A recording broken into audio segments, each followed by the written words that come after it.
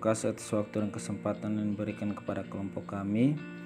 Pada kesempatan kali ini, kami dari kelompok 4 akan mempresentasikan hasil diskusi kelompok kami dengan judul Wabah Kejadian Luar Biasa atau KLB dan Surveillance Epidemiologi Masalah Kesehatan. Sebelum kita lanjut pada pokok pembahasan dan materinya, saya akan memperkenalkan dulu anggota dari kelompok 4. Yang pertama, Bernardine Lagahae. Yang kedua, Elizabeth Luruk. Yang ketiga, James Sutalua. Yang keempat, Maria Francisca Lake. Yang kelima, Maria Leta. Yang keenam, Merlin Karaji. Yang ketujuh, Rambuan Awa. Yang kedelapan, Soli Pandu. Yang kesembilan, Yunita Seran. Baik, tanpa memperpanjang waktu lagi, waktu dan kesempatan saya berikan kepada pemateri pertama untuk mempresentasikan hasil diskusi kelompok. Waktu dan kesempatan saya berikan. Wabah. Pengertian, wabah penyakit menular yang selanjutnya disebut wabah adalah kejadian berjangkitnya suatu penyakit menular dalam masyarakat yang jumlah penderitanya meningkat secara nyata melebihi daripada keadaan yang lazim pada waktu dan daerah tertentu serta dapat menimbulkan malapetaka. Kriteria suatu kejadian dapat dikatakan wabah jika kejadian tersebut sudah diperingatkan sebagai suatu kejadian luar biasa atau KLB, namun semakin parah dan berkembang luas. Kejadian luar biasa atau KLB. Kejadian luar biasa atau KLB adalah salah satu status yang diterapkan di Indonesia untuk mengklasifikasikan peristiwa penyakit yang merebak dan dapat berkembang menjadi wabah penyakit. Istilah KLB dengan wabah sering tertukar dipakai oleh masyarakat, tetapi istilah wabah digunakan untuk kondisi yang lebih parah dan luas. Istilah KLB dapat dikatakan sebagai peringatan sebelum terjadinya wabah. Kriteria kejadian luar biasa. Yang pertama, dikatakan KLB apabila memenuhi salah satu kriteria sebagai berikut.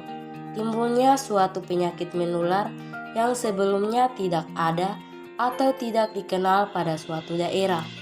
Yang kedua, peningkatan kejadian penyakit terus-menerus selama 3 kurun waktu dalam jam, hari, atau minggu menurut jenis penyakitnya. Yang ketiga, peningkatan kesakitan 2 kali atau lebih dibandingkan dengan periode sebelumnya dalam kurun waktu jam, hari, atau minggu menurut jenis penyakitnya. Yang keempat, jumlah penderita baru dalam periode 1 bulan menunjukkan kenaikan 2 kali atau lebih dibandingkan dengan angka rata-rata per bulan dalam tahun sebelumnya. Yang kelima, rata-rata jumlah kejadian kesakitan per bulan selama 1 tahun menunjukkan kenaikan 2 kali atau lebih dibandingkan dengan rata-rata jumlah kesakitan per bulan dalam tahun sebelumnya. Yang keenam, angka kematian kasus suatu penyakit atau case fatality rate dalam suatu kurun waktu menunjukkan kenaikan 50% atau lebih. Yang ketujuh, angka proporsi penyakit atau proportional rate penderita baru pada satu periode menunjukkan kenaikan 2 kali atau lebih dibandingkan satu periode sebelumnya dalam kurun waktu yang sama. Surveillance epidemiologi masalah kesehatan.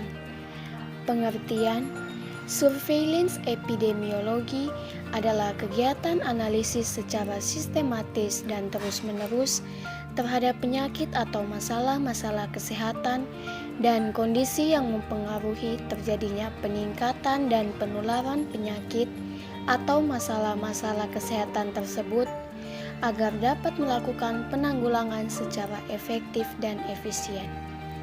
Surveillance epidemiologi pada penyakit menular. A. PD3I atau penyakit yang dapat dicegah dengan imunisasi. B. AFP atau kelumpuhan flasid akut. C. Penyakit potensial wabah atau kejadian luar biasa penyakit menular dan keracunan. D. Demam berdarah dengue atau DBD. E. Malaria. F. Zoonosis atau antraks, rabies, leptospirosis. G. Filariasis. H. Tuberkulosis, diare, tifus, kecacingan dan penyakit perut lainnya. Dan I. Kusta. Tujuan surveillance. Secara umum, tujuan pengawas adalah mendapatkan informasi epidemiologi penyakit tertentu dan mendistribusikannya kepada pesta terkait, pusat-pusat kajian, pusat penelitian, serta unit lainnya.